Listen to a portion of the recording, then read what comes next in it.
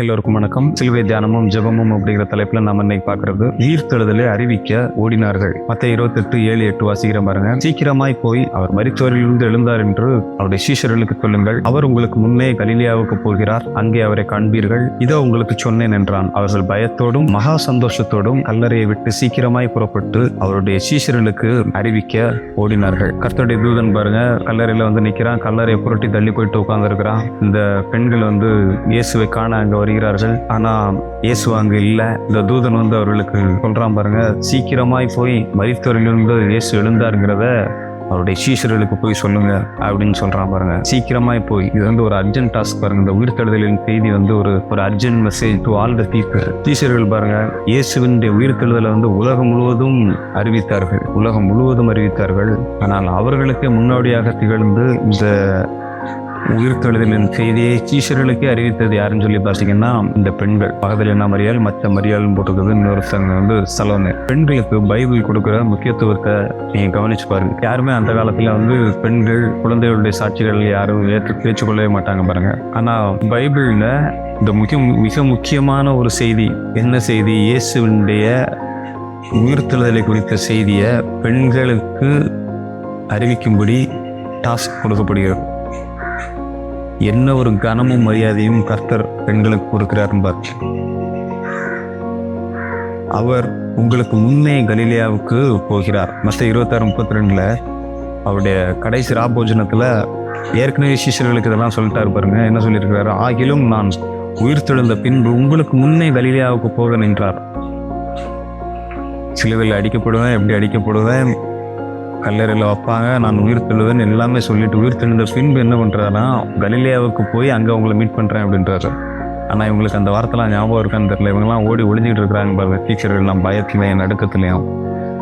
ஆனா இந்த பெண்கள் இவர்களுக்கு முன்பாக இந்த உயிர்த்தெழுதலின் செய்தி அறிந்து கொள்கிறார்கள். அதே மாதிரி இந்த வார்த்தை சொன்னீங்க, அங்கே அவரை காண்பீர்கள். எங்க கலிலேயாவிலே இயேசுவை நீங்கள் காண்பீர்கள் அப்படின்னு சொல்லி தூதன் இவர்களுக்கு சொல்றான். எப்படி ஒரு வார்த்தை அவங்களுக்கு இருந்திருக்கும். இது எவ்வளவு ஒரு மகிழ்ச்சியும் ஒரு விடுதலை உணர்வையும் அவர்களுக்கு கொடுத்திருக்கும். அவர்கள் 8வது வசனம் அப்படி சொல்லியிருக்குது, அவர்கள் பயத்தோடும் மகா சந்தோஷத்தோடும் கல்லறையை விட்டு சீக்கிரமாக புறப்பட்டு அவருடைய சீஷர்களுக்கு அறிவிக்க ஓடினார்கள். அவர்கள் பயத்தோடும், ஃபியர் அண்ட் கிரேட் ஜாய். இது என்ன ஃபியர் அப்படின்னா, தூதனை பார்த்த உடனே கல்லறையில செத்தவர்கள் போல் விழுந்தாங்க பாருங்க ரோம போர்ச்சியவர்கள். அதே மாதிரி அந்த பயம் கிடையாது. இந்த பயம் என்ன பயம் அப்படின்னு சொன்னா, ஒரு வியப்பு, ஒரு மரியாதை, ஒரு பயபக்தி. இயேசுவின் மேல் உள்ள பயபக்தி. அவர் உயிர்த்தெழுந்தார் அப்படிங்கிற ஒரு செய்தியை கேட்ட உடனே அவங்களுக்கு அப்படி ஒரு பயபக்தி இருக்குது பாருங்க அவங்களுக்கு. இந்த மாதிரி கிரேட் ஜாய், ஒரு ஹாப்பினஸ். தேர் மார்னிங் turned into joy. அவருடைய துக்கம் எல்லாம் சந்தோஷமாய் மாறிவிட்டது. யோசிச்சு பாருங்க, 2-3 நாள் அவங்களோட எப்படி இருந்திருக்க முடியும்? இயேசுவே சிலுவையில் அடிச்சு கொண்டுட்டாங்க அப்படின்னு சொல்லும்போது இவங்களுக்கு ஒரு பெரிய வருத்தமாக இருந்திருக்கும். அவருடைய சொல்ல முடியாத வேதனைகள், துக்கங்கள் எல்லாம் இருந்திருக்கும் பாருங்க.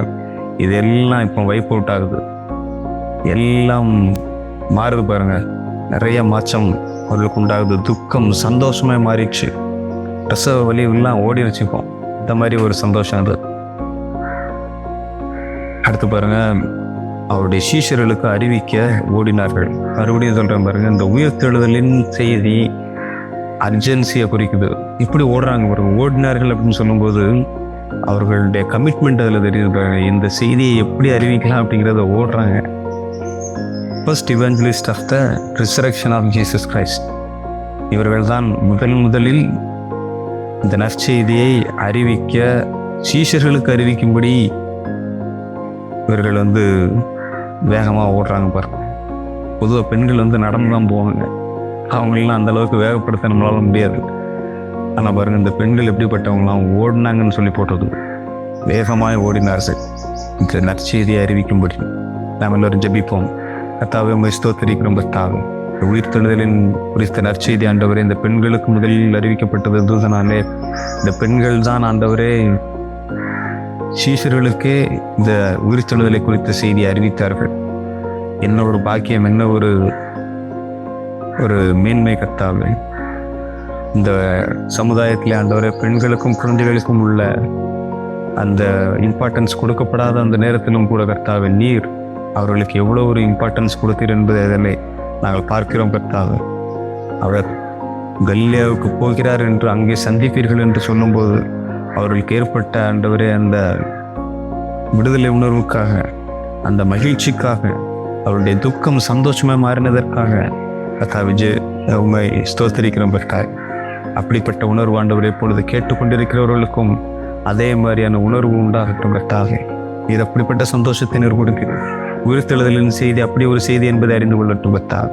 எல்லா மனுஷருக்கும் சந்தோஷத்தை கொடுக்கிற செய்தி, இது துக்கத்தை மாற்றி போடுகிற செய்தி என்பது எல்லாருக்கும் விளங்கட்டும் கர்த்தாவே.